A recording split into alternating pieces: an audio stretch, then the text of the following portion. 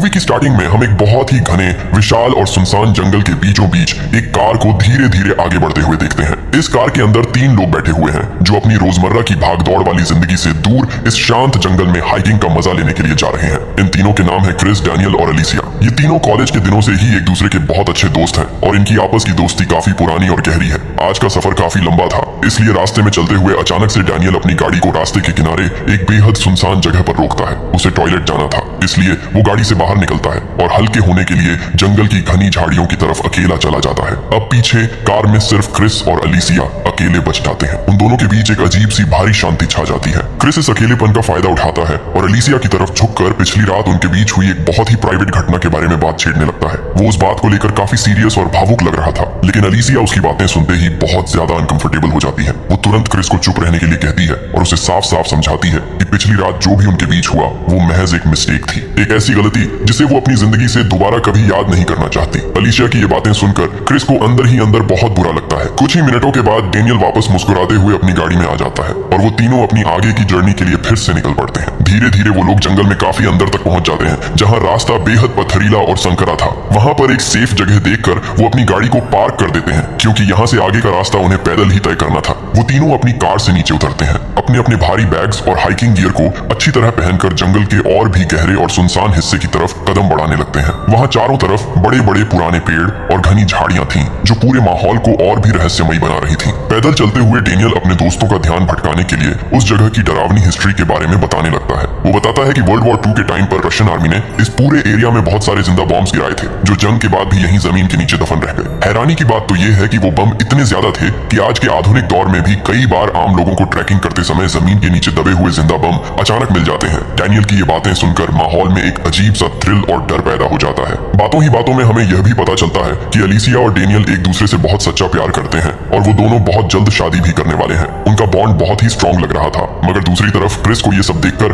अंदर ही अंदर बहुत ज्यादा बेचैनी और जलन हो रही थी। वो उन दोनों की शादी की बात से बिल्कुल भी खुश नहीं था और उसके चेहरे पर एक गहरी उदासी साफ झलक रही थी। जैसे जैसे दिन ढलता है, जंगल का नजारा और भी खौफनाक और डरावना होने लगता है। रात का अंधेरा पूरे जंगल को अपनी काली चादर में लपेट लेता है। रात काफी ठंडी थी, इसलिए वो लोग एक खुली और साफ जगह देखकर वहां अपना कैंप सेट करने का फैसला करते हैं। अपने अपने टेंट्स लगाने के बाद वो लोग ठंड से बचने के लिए वहां पर सूखी लकड़ियां जलाते हैं और उसी आग के चारों तरफ आराम से बैठ जाते हैं। आग की पीली रोशनी उन तीनों के चेहरों पर पड़ रही थी। तभी डेनियल की नजर अपने दोस्त क्रिस पर पड़ती है। वो नोटिस करता है कि क्रिस तब से काफी गुमसुम और मायूस सा बैठा हुआ है, जैसे उसके दिमाग में कोई बहुत बड़ा तूफान चल रहा हो। डेनियल, जो कि एक बहुत अच्छा दोस्त है, क्रिस से पूछता है कि तुम इतने उदास क्यों लग रहे हो भाई, क्या कोई बहुत बड़ी टेंशन है? लेकिन क्रिस असलियत छुपाते हुए बात को टालने की कोशिश करता है। वो एक झूठी स्माइल के साथ कहता है कि तुम दोनों बहुत जल्द शादी करने वाले हो, इसलिए मेरे बारे में बिल्कुल भी टेंशन मत लो। तब डैनियल मुस्कुराते हुए कहता है कि तुम ये मत सोचना कि मैं अलीसिया से शादी करने के बाद तुम्हारे साथ पार्टी नहीं करूंगा। ये सुनकर वो तीनों काफी खुश होते हैं। इसके बाद अलीसिया और डैनियल अपने टेंट में सोने के लिए चले जाते हैं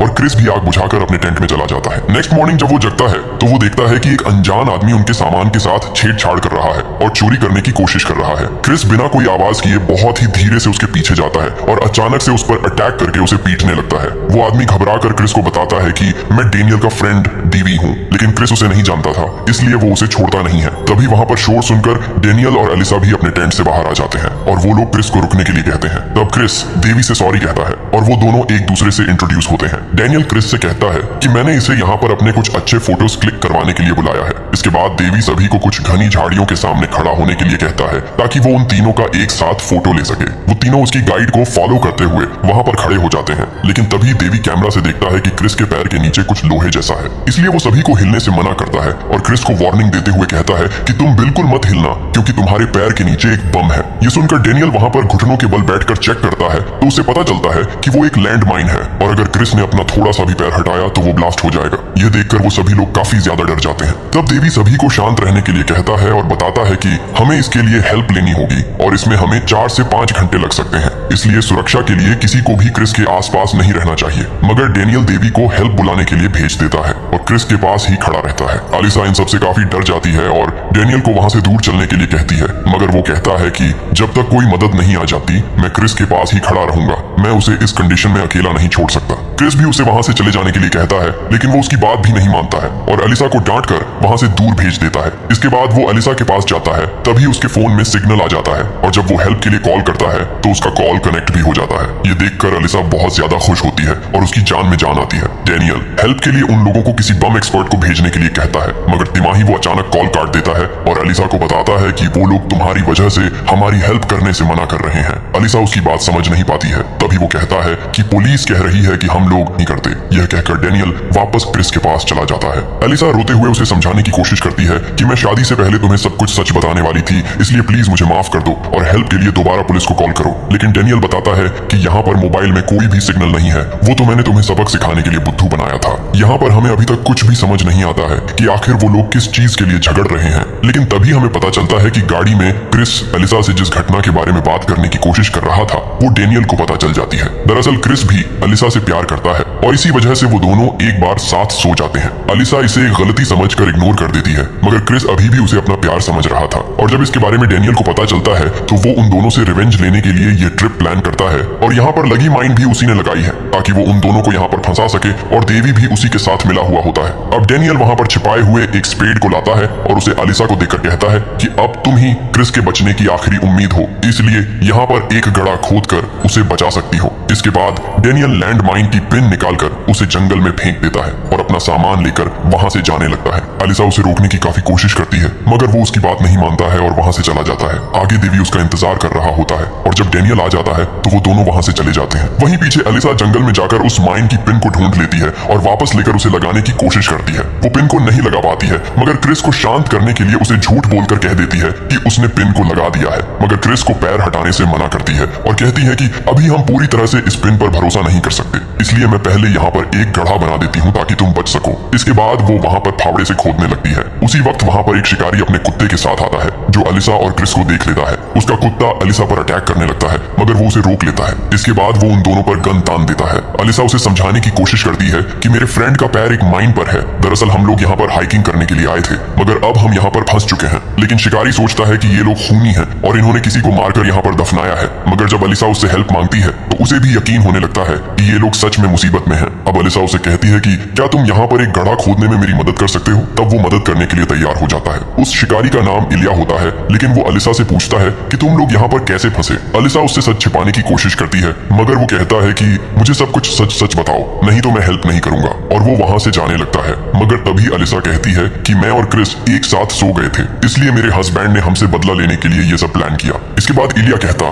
तुम लोगों की हेल्प करने पर मुझे बदले में क्या मिलेगा? तब अलिसा कहती है कि इसके बदले में तुम मेरा पूरा सामान ले सकते हो। ये सुनकर वो काफी खुश होता है और भागते हुए उसका बैग चेक करता है जिसमें उसे एक पैंटी मिलती है। उसे देखकर वो अलिसा से कहता है कि मुझे तुम्हारी पहनी हुई पैंटी चाहिए, और यह कहकर वो अलिसा के साथ जबरदस्ती करने लगता है। लेकिन तभी क्रिस उसे रुकने को कहता है और उसे अपने पास पड़े $300 देने का वादा करता है। मगर वो कहता है कि मुझे कोई पैसे नहीं चाहिए, अगर तुम अपनी पैंटी नहीं दोगी तो मैं यहाँ से चला जाऊंगा और तुम दोनों यहीं मर जाओगे। इसीलिए मजबूरन अलिसा पैंटी देने को तैयार होती है, और जब वो उसे निकालने के लिए टेंट में जाने लगती है तो वो उसे रोकता है और कहता है कि ये तुम्हें यहीं पर उतार कर देनी होगी। अलिसा के पास हेल्प पाने का एक ही रास्ता होता है, इसलिए वो अपनी पैंटी उतार कर उसे दे देती है। जिसके बाद इलिया उसकी हेल्प करने के लिए फावड़े से गड्ढा खोदने लगता है। लेकिन तभी उसके बैग में से एक रेडियो की आवाज आती है जो कि उसका रेडियो फोन होता है। ये देखकर अलिसा उससे वो फोन यूज करने की रिक्वेस्ट करती है ताकि वो हेल्प के लिए किसी को यहाँ पर बुला सके। मगर अब इलिया फिर से कहता है कि तुम्हें फोन देने पर मुझे क्या मिलेगा। अलिसा उससे बहुत ज्यादा रिक्वेस्ट करती है, मगर तब वो उसकी पैंटी को दूर फेंकता है और कहता है कि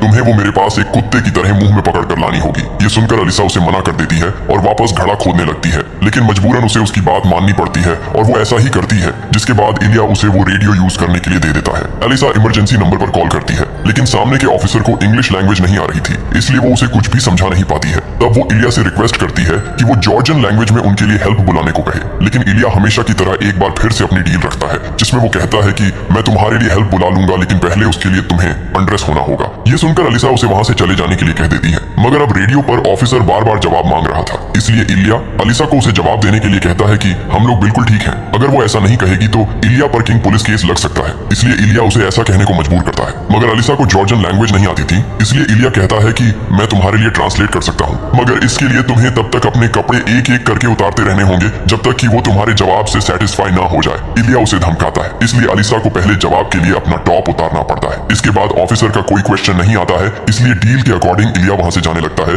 मगर तभी रेडियो पर फिर से ऑफिसर बोलता है, इसलिए इलिया भागते हुए वापस आ जाता है। अलीसा इन सबसे बहुत ज्यादा डर जाती है, इसलिए वो उसे वहां से चले जाने की रिक्वेस्ट करती है, मगर इलिया उसे गन पॉइंट पर ले लेता है। क्रिस इलिया को अपनी बातों में बहकाकर एलिसा को वहां से भगा देता है, मगर इलिया अपने कुत्ते के साथ उसके पीछे चला जाता है। पीछे क्रिस एक चेन की मदद से इलिया की गन को अपने पास ले लेता है। तब तक इलिया भी अलीसा को लेकर वहां पर आ जाता है। क्रिस उसे गन पॉइंट करके उसे छोड़ देने के लिए कहता है, मगर वो उसे नहीं छोड़ता है। क्रिस उसे चाहकर भी शूट नहीं कर पाता है, क्योंकि उसका निशाना सटीक नहीं होता है और उसे डर था कि गोली अलीसा को न लग जाए। इसके बाद जैसे ही वो इलिया पर गोली चलाने वाला होता है कि उसी वक्त उसका डॉग क्रिस पर अटैक कर उसे गड्ढे में गिरा देता है, जिससे गन से गोली चल जाती है और वो गोली अलीसा को लग जाती है। क्रिस को जब होश आता है तो उसे पता चलता है कि अलीसा मारी जा चुकी है और वो माइन नकली थी। इस भयानक सच को जानकर क्रिस पागलों की तरह रोने लगता है, क्योंकि उसकी एक गलती और गुस्से ने उसके पूरे प्यार को हमेशा के लिए खत्म कर दिया था। इसके बाद हम कुछ महीनों बाद का सीन देखते हैं, जहाँ पर हम क्रिस को देखते हैं जो एक फैमिली से कहता है कि मैं एक टूरिस्ट हूँ और यहाँ पर रास्ता भूल चुका हूँ। वहाँ पर आसपास में कोई मैप की दुकान नहीं होती है,